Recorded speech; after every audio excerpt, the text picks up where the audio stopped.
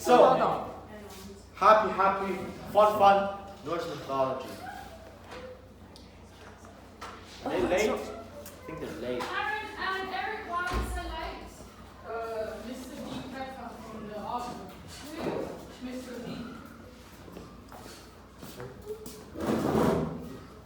Okay, having fun Norse mythology. I think there was 6th class. Oh no. Now today, story time again. Very nice. There's gonna be a lot of story times.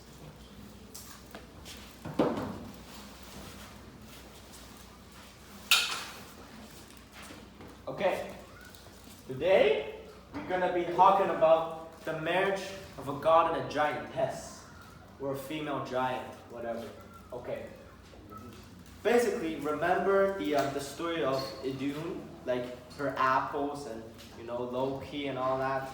Well, this is the follow-on to that story I was talking about. Basically, the gods, right? They were celebrating their victory over the giant Shazi, which is the giant that Loki made a bet with, and also the giant that they killed using a big fire and made him committed arson on him and stuff.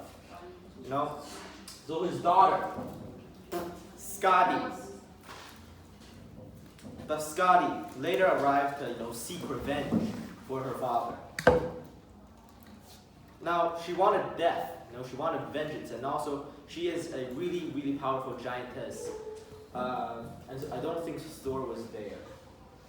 So basically, the gods laughed and did a little trolling, mainly brainwashing, and made her docile, They did some fancy wordplay and all that, and made her believe that, okay, maybe we can talk this out and not fight. They reasoned with her and showed her her incorrect ways and to make her accept reparations. Either way, she's good. The gods did 3 things, So she asked the gods to do 3 things, to repent for killing her father. First, to repent for Shazi's death. Odin plucked out his eyeballs. He's dead, he's lying there, he's a burning corpse. And Odin's like,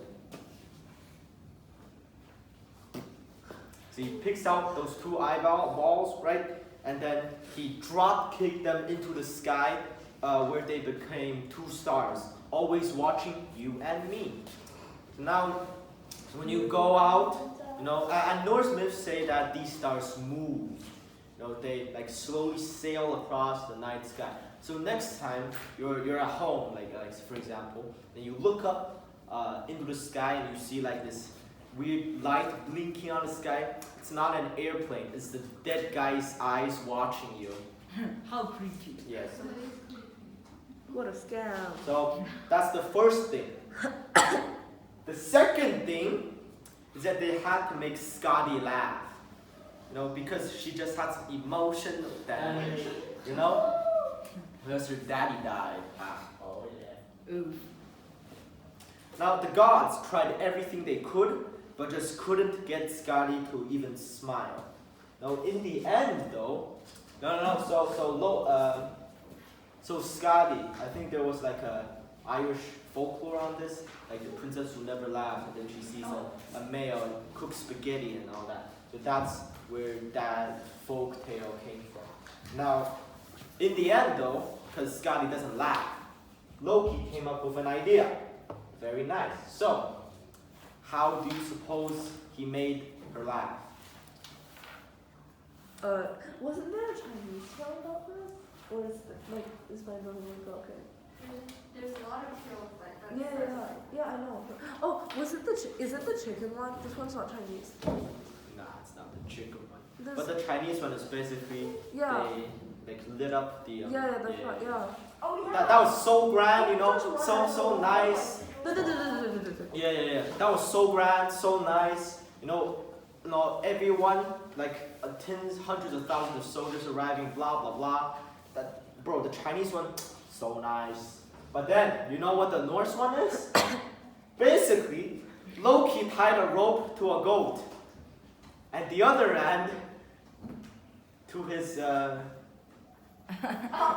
Oh! It's not. His big toe. Yes, it's. Yeah. Yes. It's ooh la la. Yes. No. It's Norse mythology. It's good. Okay. It's We talked about that. We talked about your content. It's I have sifted through 99% of the weird stuff. This is not weird. In Norse standards. Okay, stop. This is pure education material. yeah. Art. Okay. Art has own the Okay. limits. So as I was saying, Insanity he is the nature of did art. that little thing, with the rope, and then he That little thing. and did a little, tug of war with the goat. Oh my god! My Oh my man, God! my man is the definition of a sigma male. You're A mad. Chad. Giga Chad. Why are you promoting this? Okay. No. Okay, move on. You got a certificate the other day. I'll take it off you. Okay. So, anyways, low key, because Then she laughed. it hurts. He screeched and he howled until he finally fell And onto died. Scotty's lap, like, and then and she said, he couldn't help but chuckle. Really? Yes. I'm Just so upset that Chuck isn't here. I am so sad. He would laugh so hard at this. Anyways, that's the second thing. The third thing, though, hey, don't touch that. That is family heirloom. You don't touch family heirloom. Heirloom. Yes. Third thing was for Scotty to choose a husband. What? Yes. She's gonna choose an Aesir god to marry. Now, however, the gods believed in blind love and just judging by personality and all that. The really Gen Z stuff. They believed in that. So she could only choose based on their legs and feet. And couldn't see their upper bodies. So there's just, I would imagine, a bunch of men inside a little stall, and each doing this. And then Sky's just gonna, choose one. So she chose the most beautiful feet of them all, thinking it would be Baldur's, the Baldur. No, not the Baldur. Okay, Baldur, the god that everyone loves and adores and is everyone's favorite, basically. But I think I talked about this. Which of the Aesir gods has the most beautiful feet? Valkyrie. No. We did talk about that. We did. Men. Jesus. Norse mythology, excuse me. Sure. Jesus. Okay, second in line. Hallelujah. No. Norse mythology, excuse me. Allah. Allah. No. Aladdin. What? Okay, did you find it? It's in the. Aladdin. No. No, I can't find it. Okay, it's Njord. Oh, that one. Yeah. The Poseidon of Norse Yeah, mythology. the fish. Yeah, the fish guy. Just remember him as the fish guy. Yes. He has the most beautiful feet of them all, He doesn't have pretty feet. I thought you were going to say he doesn't have feet. Turns out it was Njord, and his feet were beyond perfection. No? Wait, he chose us, man. Yes. Scotty is a female, so she needs to choose a man. They didn't believe in LGBTQs back then. Oh my god. Political correctness. What was that? Political correctness. What is political? 政治正确. Oh. Political correctness. Bro, that's just... Oh, it's That took me a while to know. I thought he said black beautiful. No! Okay. Anyways. Njord and Skadi, they had an extremely nice wedding. An extremely nice wedding. Aha. The next Very step. happy. Ignore this. For now. Okay? They had an extremely nice wedding. The next step after all weddings is the honeymoon. Okay, they decided to spend 9 nights in Scotty's ideal vacation home and 9 days in Newark's. Scotty's home was called Thrymheim, which means thunder home. You know, it was dark, gloomy, edgy, like Kara's. Anyways, Excuse me. I mean Candy. It's very gothic, basically. And Newark's home was the exact opposite of. Bruh. Okay, it was called Nautun.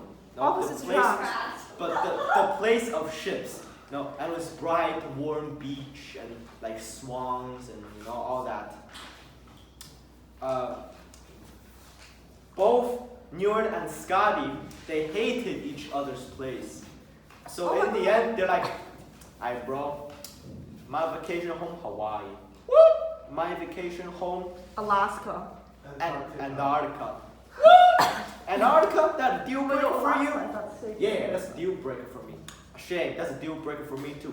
Alright, man. I hope we find you better companions for each other. Wait, So they got an unofficial divorce and they just left. Wait, I have a question. Are you a Taylor Swift fan? No. Oh, I was gonna make a lover and reputation joke. So this is the definition of a failed marriage. Moral of the story: love needs time to cultivate and understanding to flourish. Feet. Okay? But they'll never find somewhere where they both live. What do feet and legs have to do with personality? Yeah. Look, Scotty chose blindly. That's because she didn't get to know each other better. So it's a forced love, eh? Oh yeah. Okay. I see. And second moral is don't choose people based on appearances. No, don't judge a book by its cover. And What third, appearances? They just look at their feet. yes. Or no appearance. And third, don't kill a random guy, bro. Next story. Wait, what? Loki's misfits, right? His misfit idiot children, basically. Oh Now, my god. Loki has an Asgardian wife. However, he is the Norse version of Zeus and has multiple affairs. One of those affairs would eventually become the leading factor of Ragnarok, end of the world. Bruh. He had an affair with a giantess called Angerboda. What? Angerboda. You want me to spell that Yes, out? please. Okay. Why? Because I'm taking notes. Why? No, I'm asking why she won't have an Don't affair. you guys know you've got a midterm on this next week? No. Sorry, what? Lewis is giving you a midterm. I'm giving you a midterm. Oh, and there's also a prize for today. It's Angerboda. Okay? They produced 3 children. A wolf, Fenrir, that never stops growing. Jormungandr. No, it's Norse magic. No weird, no Christian thing. Okay, anyways.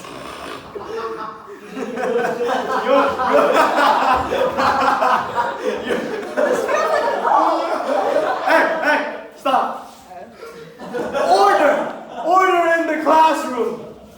Okay, Jormungandr, a snake that never stops growing and grows faster than the wolf. And lastly, a kid called literal hell, right? A half-dead child, female, or if you are familiar, Hela. Now, Odin, with his big brainness and future vision on that, saw that these 3 would be a major threat in Ragnarok. So he has foresight now that he can see the future. So he decided to take some precautions, right? So he and the gods. If Odin knew that, why did he stop Loki before that? No, if you don't remember, he saw that Loki would be the main cause of Ragnarok. So he assumed that Loki would be hostile to him. That's why he formed a brotherly pact with Loki. So to Why didn't he just kill Loki? 啊，是又给盖烧了你这个问题。 That's a really great question. Unfortunately, we don't have enough time today to delve into that. This question. That's right. He Because goes, Jerry, your homework is to answer that question. No, because they're all animal stories. Anyways, he and the gods. So he and the gods, they went to Angerboda's place. They knocked. This is this is FBI. You're under arrest. We're taking your kids. wow. That's what they did. They abducted the kids and returned them to Asgard, where they hope would one day be converted to peace-loving vegan apex predators. So, some problems arose. Jormungandr, this big boy, the giant snake boy, grew into a gigantic being that kept growing. Solution, easy. Just, toss him into a giant water ring around Midgard. Yes, Earth was like Saturn. It had like giant water rings around it. Boom, problem solved. Just kick it into oblivion. Problem solved, at least temporarily. Very nice. Hell is bullied by other kids because she's a half skeletal, transparent, little autistic, introverted little girl. Oh, sad. Solution, easy. Chuck her into Helheim and make her govern the dead. Oh, wow. Okay. 缘分起起伏伏。 Now, Fenrir, on the other hand, is a big problem. Okay, you see the wolf. The wolf is an extremely strong being that can possibly kill Odin and all that. Bruh. Okay, the wolf is also extremely intelligent and cunning. Think of And Smaug. Kanye? No! Cunning, right? Cunning, yes. Oh. Think of Smaug from The Hobbit. That's basically for Fenrir. Smile? Smaug. Oh. Isn't his name Smog? Smaug. Smaug. Yeah, Smaug. Yeah. Okay. The gods decided that, chucking him into something just won't cut it. Stop! I did that because Chuck wasn't here. So, they decided to chain him up. Chain him up. The binding of Fenrir. Here we go. Basically, the gods are too afraid to not know what Fenrir was up to, so they had to keep him under constant surveillance. Everyone is afraid of him except Tyr, the war god. Why did they just kill him? They can't. How did they train Why Because not? he's so dangerous and no gods want to, sacrifice him. Kill. Then how did they train him up? This is the story. How did they get close enough to train him No, up? because he was on friendly terms with them. 'Cause he's technically adopted by them. So he sort of trusts them. He's like a... And he couldn't be like, yo, come over. Yeah, they can. Because he's invulnerable, like the flesh of Tyr, Okay, so everyone's afraid of him except for Tyr, the war god, who had raised the wolf in Asgard. So he would feed him and, change his diapers. Do wolves have diapers? I don't know. Change his diapers every day. So, very nice. I know. They eventually agreed to trap the wolf Wait, who with was in Scarecrow? What was Tyr, like Tyr, like the war god. Satyr. So, they made very strong chains, very nice, and told the wolf that it was a test of strength. Fenrir, like really prideful wolf, said, "Woo, very nice!" And he broke through everything the gods gave him. So he just stormed through all of them.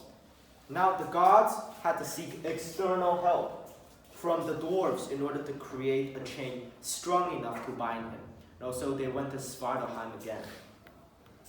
Now, the dwarves agreed to their request and forged the chain. But it was forged out of impossible things. Okay? Pass me the tissue, please. It's like For example, a cat's footsteps. That's one of the ingredients. A cat's footsteps, a woman's beard. Now that's technically possible because testosterone and all that, Yeah. Wait, why is the cat's footsteps impossible? How are you going to put cat's footsteps as How- material into... Okay. That's your homework. Find out if you can, forge cat's footsteps into a chain. Okay. The roots of a mountain the breath of a fish, the spit of a bird, and etc. etc. The spit of a bird is probably possible. You capture a bird and you make it spit. I don't think birds have tongues, do they? They I think do. I think they do. Okay. Feed it water and like and spit it That's out. called. Bunny. Bully. I forgot what I asked. Animal. Anyways, they made an unbreakable chain. It's called Gleipnir. In case anyone wants to name their future belt to whack your child with. I'm gonna name it Child. Gleipnir. Very nice. Now the gods brought the very light chain to Fenrir, and Fenrir, being smart and all, became suspicious. Ding, ding, ding, ding, ding, ding, ding. He told the gods that he would only do it if one of them sticks their hand up his mouth, to like a hostage. Oh. No gods want to do it, so Tyr, Fenrir's caretaker, volunteered. Oh. And you know what they say? Fenrir was bad and couldn't move. I don't think that's what they said. In his rage, he bit Tyr's hand off. Oh. That's why Tyr is always shown without a right hand. Oh. That's not too bad, Chapman. Yeah, it's not too bad. It's better than the last one you told us about the rose. However, he was captured. Right? Moral of the story: don't bite off more than you can chew. And second moral is don't be a show-off, like me, but I'm the extent. Okay. Next story: on a journey to acquire a brewing stand. Breaking Bad. Come on! This is top. It's Top Gear, guys. It's Top Gear. Don't worry. Anyways. Watson. Mr. That's right, it's Watson. Okay. The gods.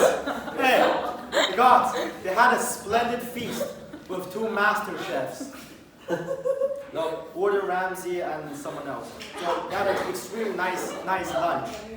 The chefs told the Aesir that they will make a massive banquet if the gods could get them a magical cauldron, like a magical pot, basically. The gods don't have like that magical pot, but they do know that a giant called Hymir have it. So what do? Thor and another god went to collect this cauldron from them. Now, Hymir, seeing that the gods came, Hymir, giant man, he said, "Oh, is that Thor? Is that, I think Freyr went with him." Anyways, he saw that the gods came, and so he slaughtered 3 bulls, and prepared a giant feast for them. Get it? Because he's a giant. Oh, this is sweet. However, Thor. Yeah, exactly. Thor. Oh, Nikocado avocado. Thor was basically Nikocado avocado. Yeah. And he ate 2 bowls at once. I think I have OCD. Yeah, obesity. Did you see That's that? right. Yeah, sounds like. He's not full yet, man. Like he's still not full. Why is Therefore, he using a brew? Hymir told Thor that he'll leave them to catch some whales and cook those whales. Yes, catch those whales. This is how I look after an hour and a half of that. Like just. Thor wanted to come, and seeing that he's like the most powerful god, Hymir agreed. The next day, Hymir, because they're going to fish, they need bait. So Hymir told Thor to catch some bait. So what does Thor do? Thor, because Hymir, he owns like a pet pasture, and he raises cows and cattle on it. So what does Thor do? He strides into the barn. He looks around. He sees cows. He kills cows, takes their meat as bait. That's what he does. Bruh. No? Google soldier. And he ripped off the largest one's head to use as bait. So Yo, they got the savage. bait and rowed out into the sea. That's not a whale. I know. Don't worry about this first. Okay? Crocodile. So they It rowed looks a out bit into like the you. sea where they caught 2 whales.